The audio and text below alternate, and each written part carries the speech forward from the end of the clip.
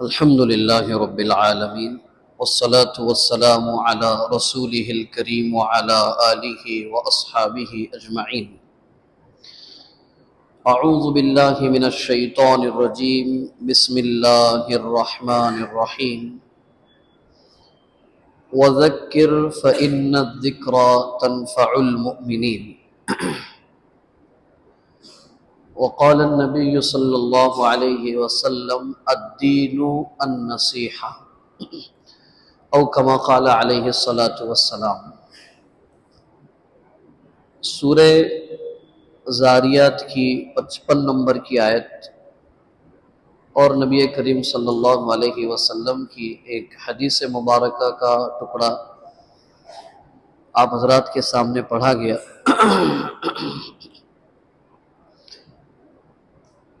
نصیحت کرنا جاری رکھیے، نصیحت کرتے رہیے، بے شک ایمان والوں کو یہ نصیحت فائدہ دیتی رہے گی. حدیث میں نبی کریم صلی اللہ علیہ وسلم نے جو بات ارشاد فرمائی کہ دین کا خلاصہ، دین کی اصل، دین کا مقصد خیر خواہی کرنا ہے. نصیحت کا معنی خیر طلب کرنا، بھلائی چاہنا. یہ دین کا گویا کہ دین ہی خیر خواہی ہے، اور خیر خواہی کا ہی دوسرا نام دین ہے. تو اسی گویا کہ مناسبت سے میرے لیے بھی، ہم تمام کے لیے بھی کچھ وہ باتیں جو اللہ تبارک و تعالیٰ نے یا رسول اکرم صلی اللہ علیہ وسلم نے نصیحت کے طور پر ایمان والوں کو سمجھائی ہے، بتائی ہے، اس پر کچھ گزارشات عرض کرنے کا ارادہ ہے آج. سب سے پہلی چیز یہ ہے، سب سے پہلی نصیحت اللہ کی طرف سے، نبی کریم صلی اللہ علیہ وسلم کی طرف سے، کہ ہم اپنے اعمال میں نیک عمل جو کرتے ہیں ان نیک اعمال میں اخلاص کی صفت پیدا کریں. اخلاص یعنی ہمارا عمل اللہ کو راضی کرنے کے لیے، اس کی خوشی حاصل کرنے کی نیت سے ہونا چاہیے ہمارا عمل. یہ بہت بنیادی نصیحت ہے، شریعت کی کہہ لیجئے، قرآن کی کہہ لیجئے، رسول اکرم صلی اللہ علیہ وسلم کی کہہ لیجئے. اگر آپ صحیح بخاری بڑی عظیم کتاب ہے، اس کو علماء کرام کے درمیان میں اصح الکتب بعد کتاب اللہ، اللہ کی کتاب کے بعد اگر صحیح ترین کوئی کتاب اگر ہے تو وہ الصحیح البخاری. اور بھی احادیث کی کتابیں ہیں، یہ ایک متفقہ گویا کہ رائے ہے علماء کرام کی. تو وہ کتاب شروع ہوئی ہے اسی حدیث سے. امام بخاری رحمۃ اللہ علیہ نے اسی حدیث سے اس کو نقل کیا ہے، انما الاعمال بالنیات. اب یہ حدیث کئی مرتبہ سنی ہوگی ہم لوگوں نے. اعمال کی قبولیت کا دار و مدار نیتوں پر ہے. تو سننے میں ایسا اول وہلے میں ایسا لگ رہا ہے یہ کوئی نئی بات تھوڑی ہے، تو ہم تو کئی سالوں سے سنتے آ رہے کہ اعمال کی قبولیت کا دار و مدار نیتوں پر ہے. لیکن یہاں پہنچ کر ہمیں یہ سمجھنا ہے کہ کتنے عمل ایسے ہیں کہ ہم ارادتاً اللہ کو راضی کرنے کی نیت سے کرتے ہیں.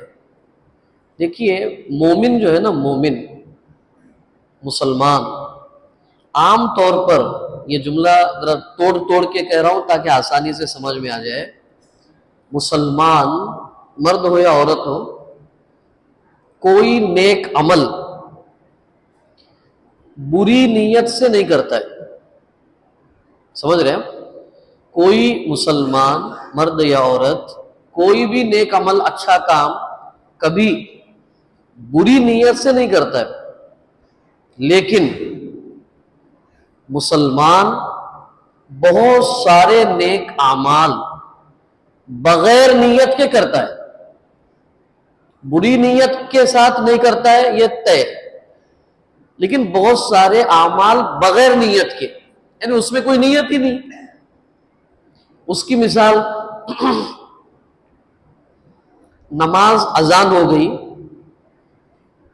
دکان والا دکان سے، گھر والا گھر سے، فیکٹری والا فیکٹری سے، جو کوئی اپنی مصروفیات سے نکل کر کے مسجد کی طرف آ رہا ہے. یہ مطلب گہری بات ہے. اب ان سے پوچھئے کہاں جا رہے؟ کیا جواب؟ سادہ جواب ہے، کہاں جا رہے؟ نماز کے لیے جا رہے. تو جواب غلط نہیں ہے، صحیح ہے جواب. لیکن اس میں نیت کی سطحیت سمجھ میں آ رہی ہے، یعنی سطحی نیت ہے، اوپرا اوپری نیت ہے. نماز کو تو جا ہی رہے. اور ایک مسئلہ یہ ہے، حضرت علی رضی اللہ عنہ کا بارہا سنا ہوگا آپ نے، وہ جب اذان ہو جایا کرتی تھی وضو کر لیتے تھے اور مسجد کی طرف نکلتے. تو جب مسجد کی طرف آ رہے ہوتے تھے تو ان کے چہرے کا رنگ جو ہے زرد پڑ جاتا، پیلا پڑ جاتا، یعنی ذرا کیا کہتے ہیں، ڈرے ہوئے، سہمے ہوئے. تو لوگوں نے پوچھا کیا بات ہے، آپ تو شیر خدا ہے، اسد اللہ و اسد رسول ہی، اللہ اس کے رسول کے شیر کا لقب ملا، بڑے بہادر ہیں آپ. اور اذان ہوئی ہے اور آپ وضو کر کے نماز کے لیے نکلے ہوئے اور آپ کا چہرہ زرد پڑ گیا، یعنی گھبرائے ہوئے دکھ رہے آپ. تو حضرت علی رضی اللہ عنہ نے فرمایا بھائی تمہیں معلوم نہیں؟ ارے مجھے آسمان و زمین کے بادشاہ نے بلایا ہے، شہنشاہ کائنات کی طرف سے بلاوا ہے مجھے اپنے گھر میں. علی ہمارے دربار میں آؤ اور 2 رکعت نماز پڑھ کے بتاؤ کیسی پڑھتے ہیں. دیکھیں مجھے پتا نہیں ہے، میں یعنی مجھے کیا کہتے ہیں، اطمینان نہیں ہے، مجھے کانفیڈنس نہیں ہے کہ میں اللہ کے شایان شان 2 رکعت نماز کیا ایک سجدہ کر کے بتاؤں. یہ مجھے کانفیڈنس نہیں آ رہا ہے، یعنی اطمینان نہیں ہے کہ اللہ کی شان کے مطابق میرا ایک سجدہ ہو سکتا ہے یا نہیں. اس لیے ڈرا ہوا ہوں میں. اس کو کہتے ہیں نیت کے ساتھ نماز کی طرف آنا. تو فون کرتے ہوئے بھی مسجد میں داخل ہو رہے، ڈیل کرتے ہوئے بھی مسجد میں داخل ہو رہے، نعوذ باللہ غیبت کرتے ہوئے بھی مسجد میں داخل ہو رہے، جھوٹ بولتے ہوئے بھی مسجد میں داخل ہو رہے. یہ نماز کی نیت سے آ رہے، شہنشاہ کائنات کے سامنے حاضری دینے کے لیے آ رہے. تو کہنے کا مطلب یہ ہے کہ ہم اپنے اعمال میں چھوٹے سے چھوٹا عمل ہو، بڑے سے بڑا عمل ہو، ہمارے گمان اور ہمارے ذہن و دماغ کے مطابق اس کو منظم طریقے سے اللہ کو خوش کرنے کی نیت سے کرنا چاہیے. اخلاص تو یہی ہے. اور اس کا دوسرا پہلو یہ ہے کہ اللہ کے علاوہ کی کسی کی کوئی توجہ اور کسی کا کوئی خیال دل میں نہیں آنا چاہیے. یہ ریاکاری کی بات ہے، ریاکاری نہیں ہونا چاہیے، دکھاوا نہیں ہونا چاہیے. تو اخلاص میں دکھاوا نہیں ہونا چاہیے، اس پر گفتگو کر رہے ہیں، بول رہے ہیں. لیکن اخلاص میں اللہ کو دکھانے کے لیے کام ہونا چاہیے. یہ اخلاص کی روح ہے اصل میں. لوگوں کو دکھانے کے لیے نہ کیا جائے ٹھیک ہے، لیکن اللہ کو دکھانے کے لیے کیا جانا چاہیے. تو پھر اس میں کیا ہوتا ہے پھر اس کے اندر ساری چیزیں ختم ہو جاتی ہیں. آدمی کی انانیت ختم ہو جاتی ہے، خود پسندی ختم ہو جاتی ہے، آدمی کی سیلفشنس ختم ہو جاتا ہے، خود غرضی ختم ہو جاتی ہے. اور اگر کوئی اس کی اگر عزت احترام نہ کرے تو وہ اس کو اگنور کرتا ہے. اللہ دیکھ رہا ہے. وہی بات ہے، حضرت خالد بن ولید رضی اللہ عنہ کا واقعہ سنا ہے آپ نے. حضرت عمر رضی اللہ عنہ نے مسند خلافت پہ بیٹھنے کے بعد ایک حکم جاری کر دیا کہ خالد کو جو ہے معزول کیا جاتا ہے. خالد بن ولید کو معزول کیا جاتا ہے. خالد کون ہے؟ سورڈ آف اللہ، یہ اللہ کی تلوار ہے، سیف اللہ. وہ خط پہنچا وہاں پہ کہ خالد کو معزول کیا جاتا ہے اور ابو عبیدہ ابن الجراح کو کمانڈر ان چیف طے کیا جاتا ہے. حضرت خالد بن ولید رضی اللہ عنہ یہ اخلاص والے جو لوگ رہتے ہیں نا، تو ان سے ایسے انسیڈنٹ سرزد ہوتے ہیں، ایسے واقعات ان کے کیا کہتے ہیں ان کے جسموں سے صادر ہو جاتے ہیں. وہ نہیں ہو رہے ہمارے ہاتھ سے آج. کیا خالد بن ولید آئے، ابو عبیدہ سے خیمے میں الگ سے بٹھا کے کہا کہ ابو عبیدہ یہ لیٹر آیا ہوا ہے امیر المومنین کا، میرا سسپینشن لیٹر ہے اور آپ کا اپوائنٹمنٹ لیٹر ہے، تو آج سے میں آپ کے ہاتھ پہ بیعت کر لیتا ہوں کہ آپ کمانڈر ان چیف ہیں اور میں ایک جنرل سپاہی ہوں، میں ایک عام سپاہی ہوں اور لڑیں گے، آپ کمانڈ دیجئے میں لڑتا ہوں. جب جنگ چل رہی تھی تو کچھ لوگوں نے دیکھا، کچھ لوگ رہتے ہیں نا ہر باریک سی باریک حرکت پہ نظر رکھتے ہیں، کیا کر رہے ہیں، کہاں جا رہے ہیں، کس سے بات کر رہے ہیں، کیسی بات کر رہے ہیں. ہر دور میں رہتے ہیں، ہر زمانے میں رہتے ہیں، ہر طبقے میں رہتے ہیں. تو دیکھا انہوں نے کہ کمان جو ہے خالد بن ولید کی طرف سے نہیں مل رہی ہے، کمان جو ہے کسی اور طرف سے مل رہی ہے، اور ایسا لگ رہا ہے کہ خالد کسی کی کمان کو فالو کر رہے ہیں، ایسا لگ رہا ہے. کچھ دیر کے بعد ظہر یا عصر کی نماز کے وقت کچھ لوگ آ کے خالد بن ولید ہمیں ایسا نہیں لگ رہا ہے کہ آپ کمانڈر ان چیف کی حیثیت سے لڑ رہے ہیں، کیا بات ہے؟ تو کہا کہ امیر المومنین کا مجھے لیٹر آیا ہے کہ مجھے معزول کر دیا گیا، سسپینڈ کر دیا گیا ہے مجھے، اور ایک عام سپاہی کی طرح میں لڑوں، ایسا مجھے حکم ہے، اور ابو عبیدہ کو جو ہے کمانڈر ان چیف بنایا گیا ہے. ہاں، آپ اتنے جلیل القدر کہ آپ نبی کے اخیر زمانے میں رہے اور آپ کو سیف اللہ کا لقب اللہ کے رسول نے دیا. ابو بکر رضی اللہ عنہ نے آپ کو یہ معزول نہیں کیا، عمر نے کیسا کیا؟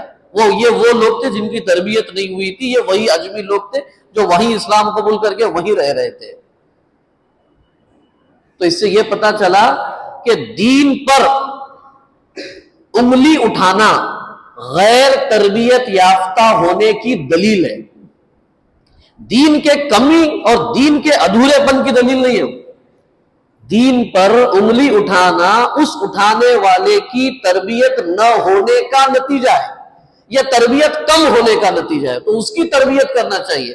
دین میں ریفارمیشن کی باتیں نہیں کرنا چاہیے کہ دین میں یہ چیزیں سدھارنا ہونا چاہیے، یہ ریفارم ہونا چاہیے. وہ جو انگلی اٹھا رہا ہے اس کی تربیت ہونا چاہیے، اس کو صحیح انداز سے دین سمجھانا چاہیے. تو بہرحال حضرت خالد بن ولید، لوگوں نے کہا کہ یہ تو ٹھیک نہیں کیا انہوں نے. تو حضرت خالد بن ولید نے اس وقت فرمایا، دیکھو بھائیو، ارے میں جب as a commander in chief لڑ رہا تھا تب بھی، اور آج میں ایک عام سپاہی کی طرح لڑ رہا ہوں تب بھی، دونوں حالت میں عمر کے رب کے لیے لڑ رہا تھا، عمر کے لیے تھوڑی لڑ رہا تھا میں. تو عمر کا رب تو مجھے کمانڈر ان چیف کی حیثیت سے بھی اللہ کی راہ میں لڑتا ہوا دیکھ رہا تھا وہ، اور ایک عام سپاہی کی حیثیت سے میں اس کے راستے میں لڑ رہا ہوں تو بھی وہ رب دیکھ رہا ہے. یہ ہے اخلاص. سب جھگڑے ختم. اخلاص آئے گا نا تو گھر سے لے کے پارلیمنٹ تک سارے جھگڑے ختم ہو جائیں گے. اخلاص کی کمی کی وجہ ہے کہ ہر جگہ، یہاں تک کہ اللہ کے گھر بھی اختلاف، انتشار اور جھگڑوں کے اڈے بنے ہوئے. معاف کیجیے گا، وجہ یہ ہے کہ ہمارے اندر اخلاص کی کمی آتی ہے.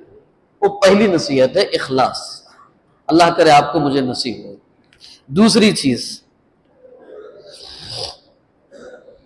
اپنی خواہشات، اپنی تمنائیں، اپنی آرزوئیں اس کو محدود کرنا چاہیے.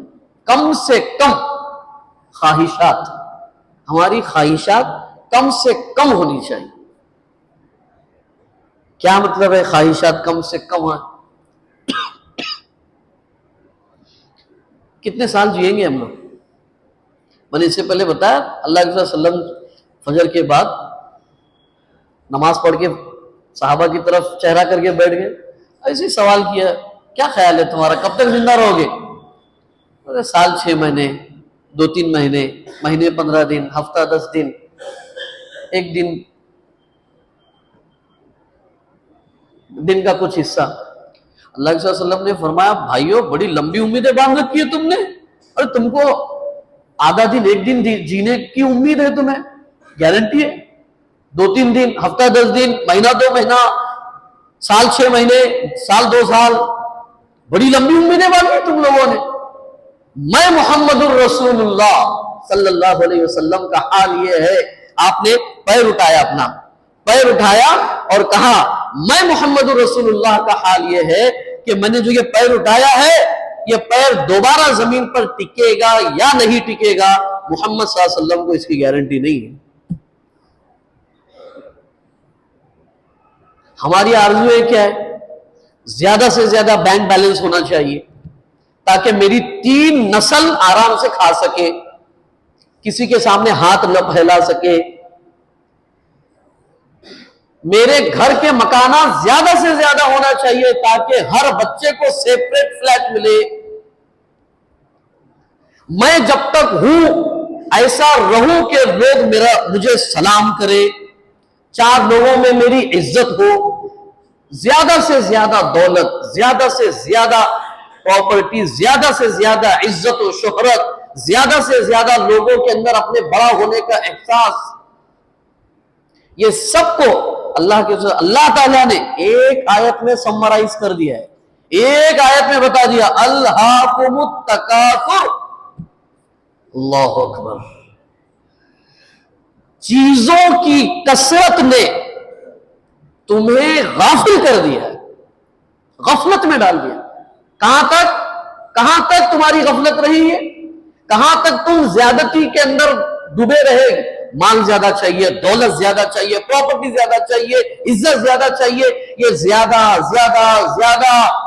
زیادہ کی خواہش اور تمنا نے تمہیں اتنا غافل کر دیا کہ تم رات دن اس کے پیچھے لگے رہے. حتی زرتم المقابر، یہاں تک کہ تم قبر میں پہنچا دیے. وہاں تک تمہیں احساس ہی نہیں ہوا. ارے جہاں مجھے اللہ کے سامنے کھڑا ہونا تھا، جہاں مجھے اپنی جنت بنانی تھی، جہاں مجھے جہنم سے اپنے آپ کو بچانے کا انتظام کرنا تھا، وہ تو کچھ ذہن میں تھا ہی نہیں.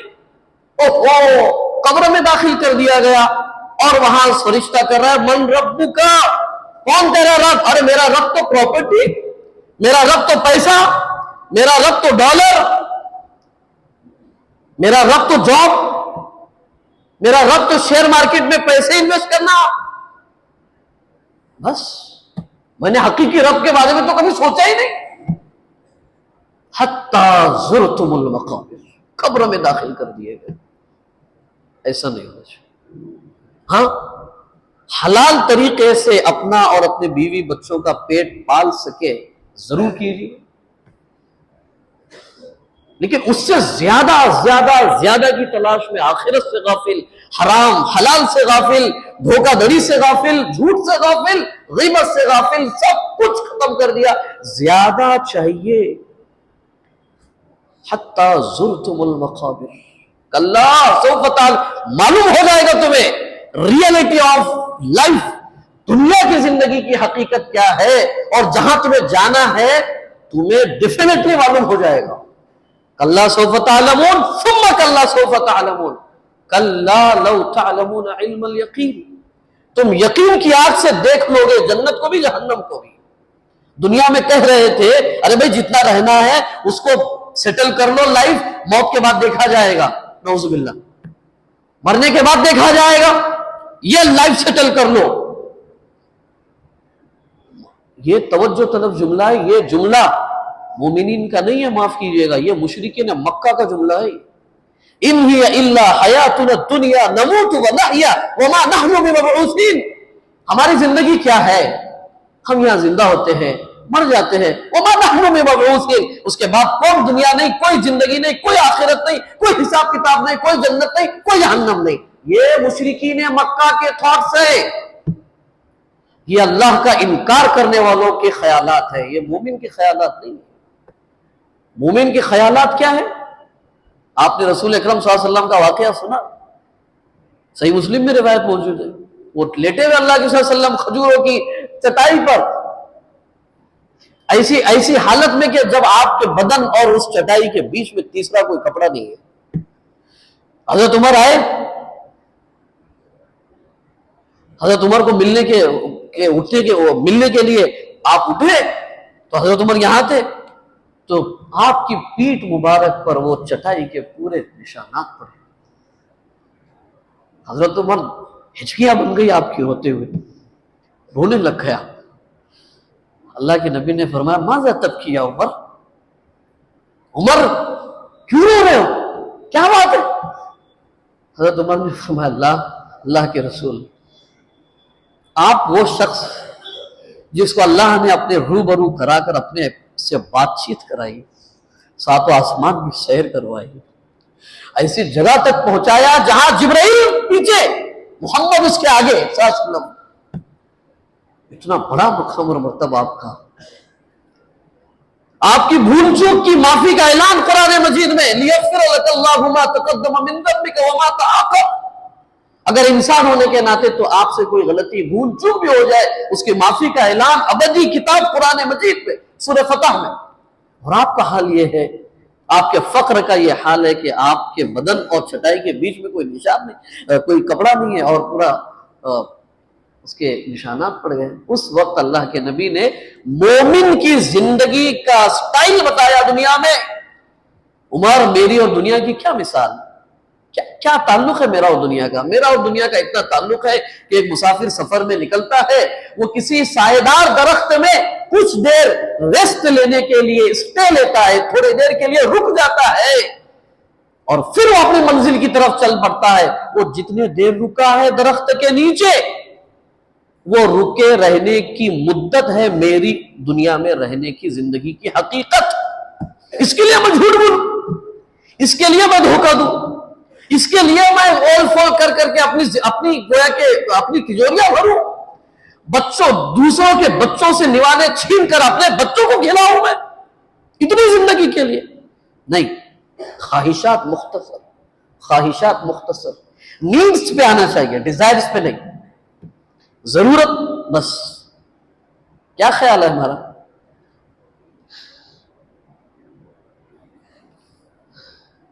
حضرت عمر رضی اللہ عنہ کو کچھ لوگوں نے آخر زمانے میں خلافت کے دور میں کہا، امیر المومنین، آپ کی شخصیت اور آپ کی ذات کی امت کو بہت ضرورت ہے، آپ کھانے کا اہتمام کیجئے، آپ سوکھی روٹی اور زیتون کا تیل اس طرح کھانا کھاتے ہیں، آپ ذرا صحت کا خیال کیجئے۔ حضرت حفصہ رضی اللہ عنہا سے آ کر لوگوں نے کہا کہ آپ ہی اپنے ابو سے کہیے کہ ان کی صحت کا وہ خیال رکھے، کیونکہ ان کی صحت امت کی امانت ہے۔ تو کہا کہ ٹھیک ہے، بول کے دیکھتی ہوں میں۔ حضرت حفصہ بیٹی ابا عمر بن خطاب رضی اللہ عنہ، جس کے چلنے سے شیطان کانپتا ہو، کہہ رہی ابو آپ ذرا کھانے میں احتیاط کیجئے، طاقتور غذا کھائیے، آپ کی صحت امت کی امانت ہے۔ حضرت عمر نے فرمایا، یا ہاتھ رکھے، بیٹی تجھے اللہ کا واسطہ دے کے کہہ رہا ہوں، میں سوال کر رہا ہوں، تو نے نبی کے گھر میں، نبی کی زندگی میں سب سے بہتر کھانا میرے نبی کو کیا کھلایا تو؟ حضرت حفصہ نے فرمایا، کھجور اور جو کی روٹی اور پانی۔ کھجور اور پانی۔ مجھ سے کہتی ہے کہ میں اچھا کھانا کھاؤں؟ ارے میں میرے حبیب کے راستے پہ چل کر میرے حبیب سے ملنا چاہتا ہوں، تو مجھ سے کہہ رہی ہے کہ میں ان کا طریقہ چھوڑ کر اچھے کھانے میں اپنی زندگی لگا دوں، اس کے لیے اپنے آپ کو مصروف کروں۔ کیا ہے ہماری زندگی آج؟ ہم جی رہے ہیں کھانے کے لیے اور کھا رہے ہیں جینے کے لیے، اس سے آگے کیا زندگی ہماری؟ کبھی چادر اوڑھ کر سوچا ہم نے کہ آج میری موت آئے اور کائنات کا رب کا دربار ہو اور کھڑا ہوں میں اللہ کے دربار کے سامنے اور میری زندگی کا حساب شروع ہو جائے، کیا بنے گا میرا؟ کھا رہے ہیں کیوں؟ بولے جینا ہے، تو جی رہے ہیں کیوں؟ کھانے کے لیے۔ یہ دونوں کر رہے ہیں کیوں؟ معلوم نہیں۔ یہ مومن کی زندگی نہیں۔ تیسری چیز، لغویات سے اپنے آپ کو بچائیے، اننیسیسری ہر چیز سے اپنے آپ کو بچائیے۔ مجھے اللہ توفیق دے ہم تمام کو یہ موبائل کے آنے کے بعد سے بیکار چیز کیا ہے اور کام کی چیز کیا ہے یہ فرق ختم ہو گیا۔ کام کا وقت کتنا اور بیکار وقت کتنا یہ فرق ختم ہو گیا۔ گھنٹوں اس میں اور برباد کرو۔ میرے نوجوان ساتھیوں سے کہتا ہوں میں، خاص طور پہ باقی بہنوں سے، بھائیوں سے، سب سے، مجھ سے بھی ہے یہ بات، کاش جتنا وقت ہم اس کے لیے دے رہے ہیں اس کا 10% بھی اللہ کی کتاب کو اگر دیتے، دنیا میں یہ ذلت اور رسوائی کا سامنا امت مسلمہ کو کرنا نہ پڑتا۔ وقت گیا نہیں ہے، فضولیات سے اپنے آپ کو بچائیں۔ فضولیات کیا مطلب ہے؟ لغویات کیا ہے؟ جس میں نہ دین کا فائدہ ہے نہ دنیا کا فائدہ ہے۔ کتنے میسیجز ہم ایسے فارورڈ کر رہے ہیں نہ جس میں دین کا فائدہ ہے نہ دنیا کا فائدہ ہے، بس فارورڈ کرے چلے جا رہے ہیں۔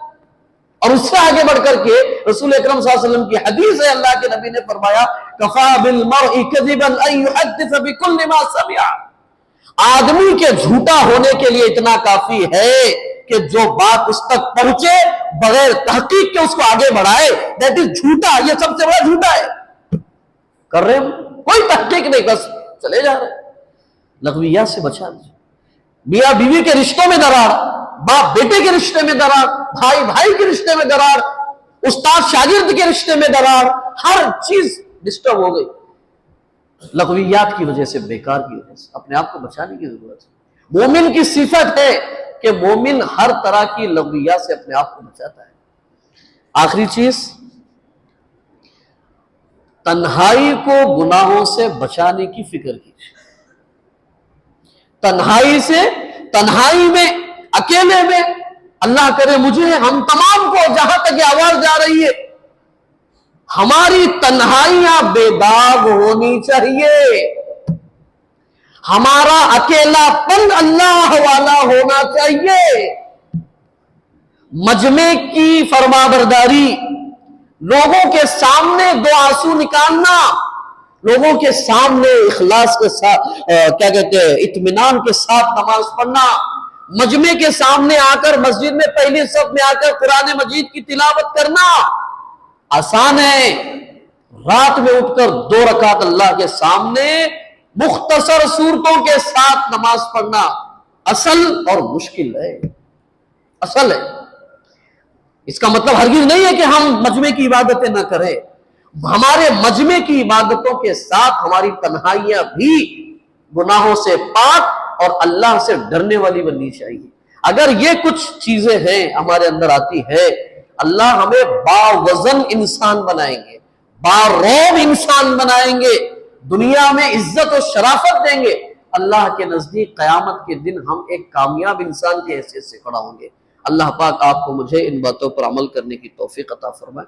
وآخر دعوانا ان الحمد للہ رب العالمین۔